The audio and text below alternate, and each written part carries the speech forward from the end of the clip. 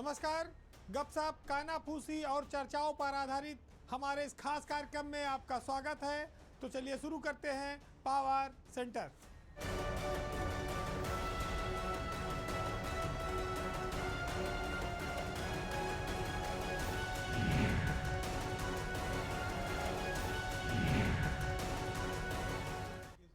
शुरुआत ब्यूरोक्रेसी की एक खबर से करेंगे, जो खबर काफ़ी चर्चित है और अंदर खाने इसको लेकर काफ़ी सारे अफसरों में कानाफूसी चल रही है। बात उत्तर प्रदेश में आईएएस अफसरों के वीआरएस लेने का है, क्योंकि जिनकी नौकरी साल 2 साल बची होती है, जब वो वीआरएस लेते हैं तो ये माना जाता है कि अब वो अपना काम कर चुके हैं, रिटायरमेंट 1-2 साल में था ही, वो जा रहे हैं, उस पर ज़्यादा चर्चा नहीं होती। लेकिन जब कोई नौजवान अफसर जिसकी नौकरी लंबी बची हो वो वीआरएस के लिए आवेदन करता है, नौकरी छोड़ना चाहता है, तो बात आती है बाल की खाल में क्या छुपा है। आखिर ऐसा क्या है जिसकी वजह से उसको नौकरी छोड़नी पड़ रही है। देश की सबसे बड़ी सेवा आईएएस को कोई क्यों छोड़ना चाहता है। कहानी इसलिए शुरू हुई है कि 2000 बैच की आईएएस अफसर हैं अनामिका सिंह, इन्होंने वीआरएस लेने का फैसला किया है और अभी तक वो उत्तर प्रदेश में खाद्य आयुक्त के पद पर तैनात हैं। तो आप ये कह सकते हैं कि कुछ अफसर प्रदेश से केंद्र की ओर भागने की तैयारी करते रहते हैं, लेकिन कुछ हैं जो नौकरी से ही चलता बन रहे हैं। 20 साल की नौकरी के बाद कोई भी व्यक्ति सरकारी कर्मचारी वीआरएस ले सकता है और उसको पेंशन से संबंधित समस्त लाभ मिलते हैं। लेकिन जो महिला अफसर अभी 3-4 महीना पहले ही केंद्र से लौटकर आई थी, उनको सचिव महिला कल्याण बाल विकास विभाग में बनाया गया था, फिर उनको बरेली का मंडलायुक्त बनाया गया, लेकिन वो बरेली में मंडलायुक्त पद पर अनामिका सिंह ने ज्वाइन नहीं किया और उसके बाद सरकार ने उनको खाद्य आयुक्त जैसे बहुत बड़े पद पर तैनात किया था। लेकिन अचानक से उन्होंने वीआरएस के लिए आवेदन कर दिया। उनकी नौकरी 13 साल बची है, तो ये चर्चा उठना लाजमी है कि इतनी लंबी नौकरी छोड़कर वो अचानक क्यों जाना चाहती हैं। चर्चा ये है कि वो केंद्र में दोबारा से वापस जाना चाह रही थी। उत्तर प्रदेश में सिर्फ वो अपना कूलिंग पीरियड पूरा करने आई थी और वो सरकार से एनओसी चाह रही थी, लेकिन सरकार ने एनओसी नहीं दी, उल्टे उन्हें बरेली का पहले कमिश्नर बनाया, फिर जब उन्होंने वहां जाने से मना कर दिया तो उनको खाद्य आयुक्त बनाया गया। ऐसी चर्चा है कि अनामिका सिंह का जो परिवार है वो गुड़गांव में दिल्ली में रहता है और उनकी लंबी सेवा इधर गुड़गांव दिल्ली केंद्र सरकार में बीती है। हालांकि वह उत्तर प्रदेश में चित्रकूट और उन्नाव की डीएम रही हैं और फतेहपुर जिले की वो रहने वाली हैं। 2038 तक उनकी नौकरी थी, यानी कि वो अगले साल प्रमुख सचिव बन जाती और लंबी सेवा उत्तर प्रदेश में दे सकती थी, लेकिन पारिवारिक कारणों के चलते शायद उन्होंने ऐसा किया है। दूसरी ओर एनओसी न मिलने से भी उनको इस बात से वो काफ़ी आहत हुई और उन्होंने रिटायरमेंट लेने का फैसला किया। उत्तर प्रदेश सरकार उनको मंजूरी नहीं दे रही थी। क्या उनके बार बार केंद्र में जाने से वो नाराज है, या वो चाहती है कि वो यहीं उत्तर प्रदेश में रह के सेवा करें जिस कैडर की वो हैं, क्योंकि अब की बार जाने के बाद शायद वो जल्दी न लौटती। तो अनामिका सिंह के वीआरएस के बहाने योगी सरकार में आईएएस और आईपीएस अफसर जिन्होंने वीआरएस लिया है उनकी भी चर्चा अपने आप आ जाती है। अगर आप देखेंगे तो उत्तर प्रदेश सरकार में आशीष गुप्ता, उन्होंने भी इसी साल वीआरएस लिया और सरकार ने उनको पिछले 1.5-2 साल से सेंट कर रखा था। वो डीजी रैंक के अफसर थे, उनकी नौकरी 1.5 साल के लगभग बची थी, तो ज़्यादा फर्क नहीं पड़ता। इसके पहले विकास गोठलवाल, वो भी सचिव स्तर के अधिकारी थे और उन्होंने रिज़ाइन किया, लेकिन वो एक मल्टीनेशनल कंपनी में उनके जाने की चर्चा थी। विकास गोठलवाल के बाद नंबर आता है रिगजियान सैंफिल का। रिगजियान सैंफिल उत्तर प्रदेश में मुख्यमंत्री के सचिव भी रहे हैं, काफ़ी सहृदयी और अच्छे अफसर माने जाते रहे, लेकिन उन्होंने भी इस नौकरी से वीआरएस ले लिया। उसके बाद बात आती है आमोद कुमार की। आमोद कुमार भी प्रमुख सचिव स्तर के अधिकारी थे, उत्तर प्रदेश में नियोजन विभाग के प्रमुख सचिव थे, अभी सेंटर में थोड़े दिन पहले गए थे, लेकिन उन्होंने भी वीआरएस ले लिया नौकरी से। इतने सारे आईएएस अफसरों ने एक साथ वीआरएस लिया है। इसमें सबके कारण अलग अलग हैं, विभिन्न हैं, लेकिन अनामिका सिंह का वीआरएस लेना नाराजगी और ये दर्शाता है कि एनओसी न मिलने से वो काफी आहत थी। अब बात उत्तर प्रदेश पुलिस की, जिसकी चर्चाएं आप सुनते रहते हैं। पुलिस पैसा लेती है, नाहक लोगों को मुकदमा लिखती है, जेल में बंद करती है, मारपीट करती है, फंसाती है, यानी कि टोटल बदनामी का चस्पा उसके ऊपर हरदम लगे रहता है। और उसमें सच्चाई भी बहुत है, 80-90%। घूसखोरी पुलिस में कभी बंद नहीं हो पाई। दुर्व्यवहार और मारपीट के चलते लोग थाने जाने में आज भी डरते हैं। तो इसके चलते पुलिस के बहुत सारे अच्छे काम दब जाते हैं, छुप जाते हैं, लोगों की निगाह में नहीं आते। लेकिन हम आज आपको सामने एक ऐसी खबर लेकर आए हैं, उस पर चर्चा करेंगे, जिसे लोग पुलिस की वर्दी वाला दोस्त कहते हैं। बात आईपीएस अफसर विनीत जायसवाल की। विनीत जायसवाल इस समय गोंडा जिले के एसपी हैं और पुलिसिंग कार्यों के साथ साथ सामाजिक कार्यों को लेकर वो इन दिनों थोड़ा चर्चा में है। विनीत 2014 बैच के आईपीएस अफसर हैं, इंजीनियरिंग की पढ़ाई किए हुए हैं, पृष्ठभूमि है उनकी, और उत्तर प्रदेश के गोरखपुर जिले के ही रहने वाले भी हैं। सबसे पहले उनको लोगों ने तब जाना जब वो राज्यपाल के ओएसडी नियुक्त हुए थे, और उनका जो उस पद से सफर शुरू हुआ पुलिस अफसर का, वो आज भी गतिमान है। विनीत की चर्चा इसलिए कि वह एक नेक पुलिस अफसर के तौर पर अपनी पहचान बना रहे हैं और उत्तर प्रदेश में पुलिस की छवि को भी बदलने की कोशिश कर रहे हैं। विनीत पढ़ने लिखने के शौकीन लोगों के लिए जिस जिले में रहे वहाँ उन्होंने लाइब्रेरियाँ खुलवाई। पुलिस लाइन में गोंडा में भी एक नया पुस्तकालय खुला है, जहाँ पर पुलिस कर्मियों के बच्चे पढ़ते हैं। मानसिक देखभाल हो, उसके साथ साथ शारीरिक और पेट पूजा की भी व्यवस्था हो, इसके लिए विनीत ने आधुनिक मेस जिस जिले में रहे उन्होंने बनवाई है। अब गोंडा का भी मेस एक तरह से रेस्टोरेंट की तरह है, तो जिले में पुलिस कर्मियों के लिए उन्होंने कैफ़े खुलवाया है, जहां रात का नज़ारा रेस्टोरेंट की तरह होता है। और इस कैफ़े में एक अच्छी बात यह है कि पुलिस के अफसरों में जो रैंक का भेदभाव होता है, वहाँ बैठ के खाने पीने के दौरान ये सब दिखाई नहीं पड़ता, खत्म हो जाता है।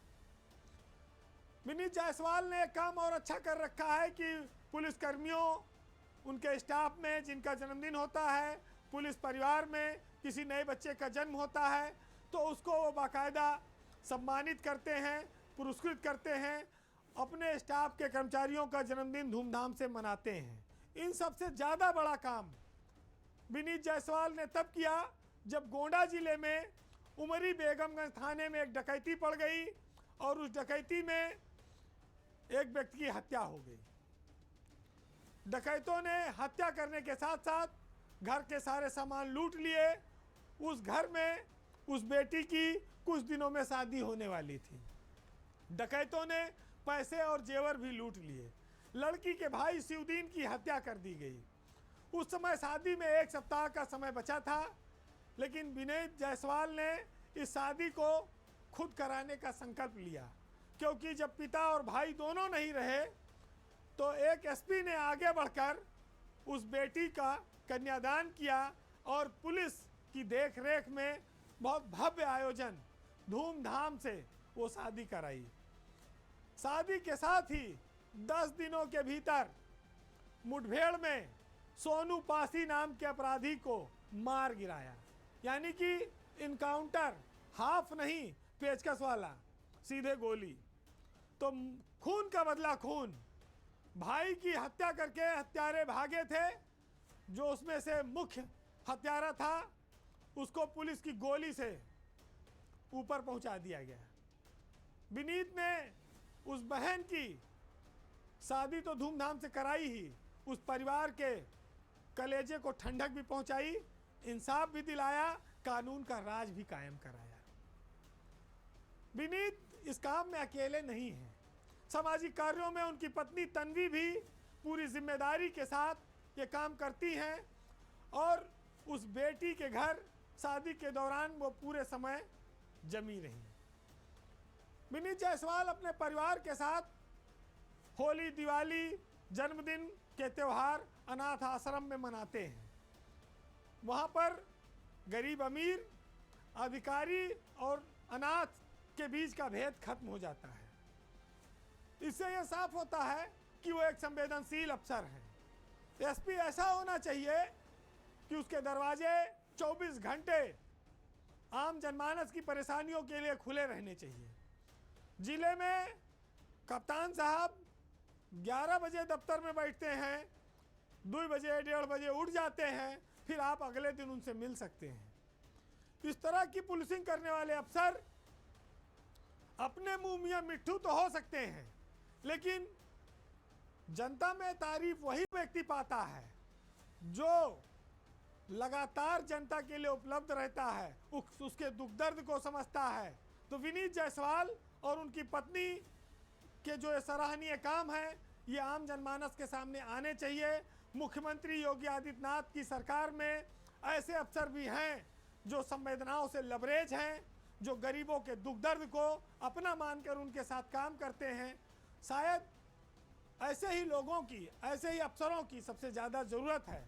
मुख्यमंत्री ऐसे अफसरों को लगातार कोशिश भी करते हैं कि पोस्टिंग दें, लेकिन जब टेस्टर लगता है तो कई सारे उसमें फेल हो जाते हैं, कुछ दाम कमाने में, कुछ आराम करने में, कुछ सुविधा भोगी में। लेकिन इन सब के इतर जब कोई काम करता है तो वो अपनी अलग पहचान बनाता है, जैसे विनीत जायसवाल ने बनाई। अब एक बात राजनीतिक खबर की। बीजेपी के प्रदेश अध्यक्ष के लिए 1 साल से इंतजार चल रहा था। अब वो सस्पेंस खत्म हो गया है, पर्दा उठ गया है और ये साफ हो गया है कि बीजेपी के नए प्रदेश अध्यक्ष पंकज चौधरी होंगे। पंकज चौधरी उत्तर प्रदेश बीजेपी की अब कमान संभालेंगे। वो एक नए सेनापति हैं और उनके नेतृत्व में ही 2027 का विधानसभा चुनाव लड़ा जाएगा। वैसे देखा जाए तो बीजेपी के नए और पुराने सेनापति में ज़्यादा अंतर नहीं है। आप ये कह सकते हैं कि एक चौधरी गए तो दूसरे चौधरी आए हैं। नए और पुराने चौधरी में अंतर सिर्फ इतना है कि पहले वाले चौधरी जाट थे और दूसरे वाले चौधरी कुर्मी बिरादरी से आते हैं। आपको याद होगा कि जब जाट आंदोलन चल रहा था तब किसानों को खुश करने के लिए भाजपा ने जाट अध्यक्ष के तौर पर भूपेंद्र चौधरी को उत्तर प्रदेश का अध्यक्ष बनाया था। और जब 2024 के लोकसभा चुनाव में कुर्मी वोट छिटक कर बीजेपी से समाजवादी पार्टी के साथ चला गया और समाजवादी पार्टी के कुर्मी बिरादरी के 7 एमपी चुनाव जीत गए, तो बीजेपी का माथा ठनक गया। अब 2027 के चुनाव में बीजेपी ने कुर्मी वोट को अपनी तरफ खींचने के लिए पंकज चौधरी को प्रदेश अध्यक्ष बनाया है। वह अपनी बिरादरी का कितना वोट वापस लाने में कामयाब होंगे, ये 2027 के चुनाव परिणाम बताएंगे। ये माना जाता रहा कि कोई ओबीसी ही अध्यक्ष बनेगा, लेकिन उसमें पंकज चौधरी का नाम कहीं नहीं था। पहले BL वर्मा का नाम आया, बाबूराम निषाद का नाम आया, केशव मौर्य तक का नाम आया, लेकिन अचानक से पंकज चौधरी परिदृश्य में आ गए। पहले तो लोगों ने विश्वास नहीं किया कि पंकज चौधरी कैसे प्रदेश अध्यक्ष बनेंगे। वो 75 जिला है, बहुत बड़ा प्रदेश है, वो उतना भ्रमण कर पाएंगे नहीं, स्वास्थ्य कारणों का हवाला दिया जाने लगा। लेकिन इन सब के इतर जो केंद्र का और हाई कमान का उनके ऊपर भरोसा है वो सबसे बड़ा साबित हुआ। और पंकज चौधरी छुपे रुस्तम के तौर पर उनका नाम बाहर आया और उत्तर प्रदेश बीजेपी के वो नए अध्यक्ष बनाए गए। उनका अधिकतर समय दिल्ली में ही बीता है, ये भी लोग जान लें। वो यूपी में लखनऊ यदा कदा रुकते रहे, मीटिंगों में आते रहे हैं, लेकिन बाकी इलाकों से अभी उनको वाकिफ होना बाकी है। वो संगठन में अब तक किसी बहुत बड़े पद पर भी नहीं रहे हैं कि बहुत दौड़ा करते रहे हों। वो आप ये कह सकते हैं कि वो इन सब के बावजूद मिनी हाई कमान की भूमिका में तो आ गए हैं। अब इस भूमिका में यशमैन की तरह ही काम करना है। प्रदेश बीजेपी में कितनी ऊर्जा भरना है, कितनी दौड़ लगानी है, ये सब चुनौती उनके सामने है कि उनको लेकर किस तरह का परसेप्शन बनता है, राय बनती है। उनके लिए एक ये नए तरह का इम्तिहान होगा, क्योंकि अब विधानसभा के चुनाव में लगभग 13-14 महीने बचे हैं। तो उनका नेतृत्व कितना असरदार होगा ये वहीं पर पता चलेगा। प्रदेश की जो कुर्सी है अध्यक्ष की, वो कोई मामूली कुर्सी नहीं है, कांटों भरा ताज है। हजारों लाखों करोड़ों कार्यकर्ता हैं, उनसे मिलना, उनको संतुष्ट करना, मौके पर पहुंचना, जिलों का दौरा करना, अपना निजी जीवन कुछ नहीं रह जाता है। सफर में आधी जिंदगी बीत जाएगी। आप ये कह सकते हैं कि एक सेरेमोनियल पद के तौर पर नाम जरूर आता है कि फला बिरादरी के व्यक्ति को हमने इतना बड़ा पद दिया है समाज को मैसेज देने के लिए, लेकिन करिश्माई नेता जो हैं वो मोदी और योगी ही हैं जो वोट दिलाने में सक्षम हैं। इसलिए पंकज चौधरी आप कह सकते हैं कि सह अभिनेता की भूमिका में यूपी के चुनाव में रहेंगे। उनके ऊपर बहुत बड़ी जिम्मेदारी है। बीजेपी लोकसभा चुनाव में जिस तरह से नीचे गई है उसको ऊपर लाने की है। वो केंद्रीय नेतृत्व के भरोसेमंद हैं, सज्जन हैं, लेकिन परीक्षा की घड़ी भी तो आ गई है। हालांकि बीजेपी ने साबित कर दिया कि उसकी पार्टी में चौधराहट कायम रहेगी, चाहे वो भूपेंद्र के रूप में हो, चाहे वो पंकज के रूप में हो। इस चौधराहट को 2027 तक बरकरार रखने की अब असली चुनौती नए कंधों पर है। अब बात ब्यूरोक्रेसी की एक बहुत महत्वपूर्ण खबर की, जिसमें सरकार ये कहती है कि हमारी व्यवस्था पारदर्शी है, भेदभाव रहित है। लेकिन हम आज आपको बताएंगे कि उत्तर प्रदेश में 1 जनवरी से 4 नए प्रमुख सचिव मिलने जा रहे हैं। ये चारों 2001 बैच के आईएएस अधिकारी हैं। डीपीसी हुई है, 25 साल की जिनकी नौकरी बेदाग हो जाती है आईएएस की सेवा में, वो प्रमुख सचिव बनाए जाते हैं। 1 जनवरी से ये बन जाएंगे। इसमें सबसे पहले देवीपाटन मंडल के मंडलायुक्त हैं शशिभूषण लाल सुशील, नगर विकास विभाग में सचिव हैं अजय कुमार शुक्ला, चिकित्सा शिक्षा विभाग की डीजी हैं अपर्णा यू और एसवीएस रंगा राव। ये सब प्रमोट होकर प्रमुख सचिव बन रहे हैं। वैसे तो समय पर आईएएस अफसरों का प्रमोशन होता रहता है, इसमें कोई बहुत खास बात नहीं होती, कोई चर्चा नहीं होती, लेकिन इन 4 नामों में जो प्रमोशन पा रहे हैं, इसमें एक प्रमोशन ऐसा है जो लोगों को हैरत में डालता है और ये बताता है, ये अफसरों के तिकड़म की ओर इशारा करता है। वो नाम है अपर्णा यू का। अपर्णा यू आंध्र प्रदेश में डेपुटेशन पर गई थी, जहां भ्रष्टाचार के उनके ऊपर आरोप लगे, उनके पति पर लगे, उनके पति को जेल हुई।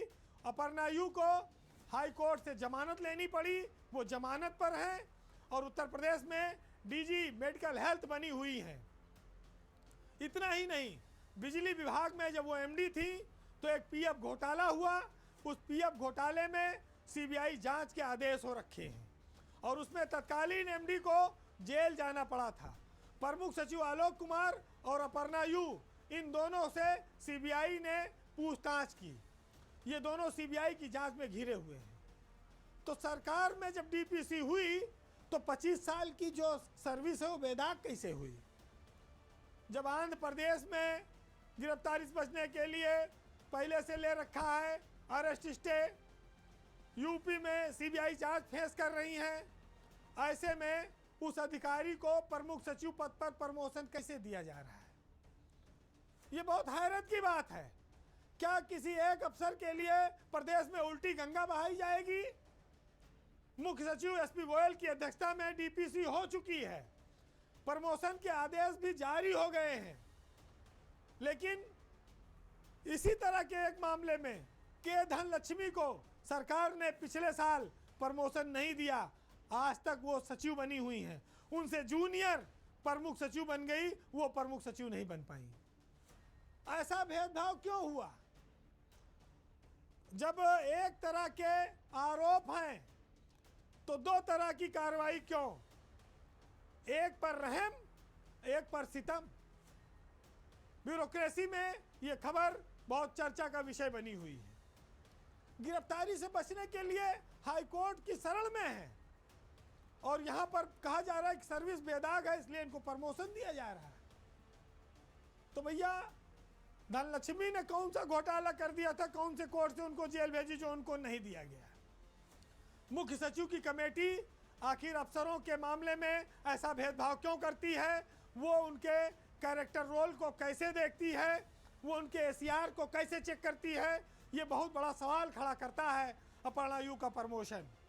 पूरी आईएएस बिरादरी के लिए भी एक सवाल है कि जो इतने आरोपों से घिरा हुआ है उसकी सर्विस को बेदाग कैसे माना जा रहा है?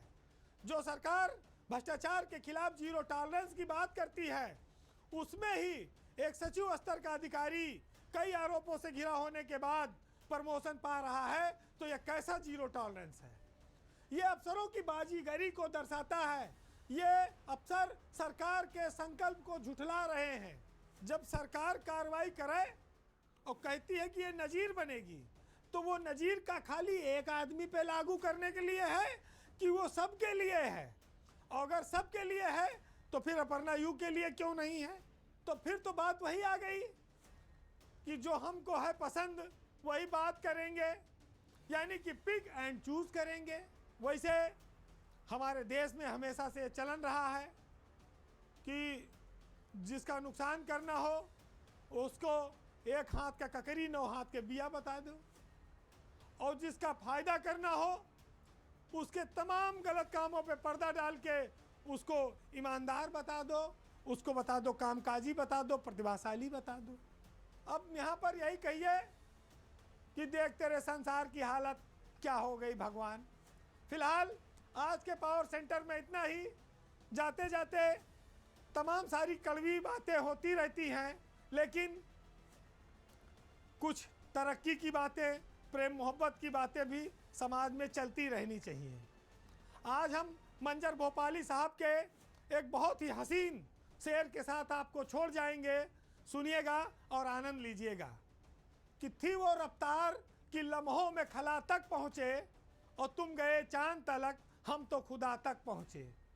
ये दुआ जाती है जज्बों के परों से उड़कर, हाथ तो उठे मगर दिल भी दुआ तक पहुँचे। और हुस्न दुनिया की हर एक शय में बहुत है, लेकिन कोई ऐसा नहीं जो उनकी अदा तक पहुँचे। नमस्कार।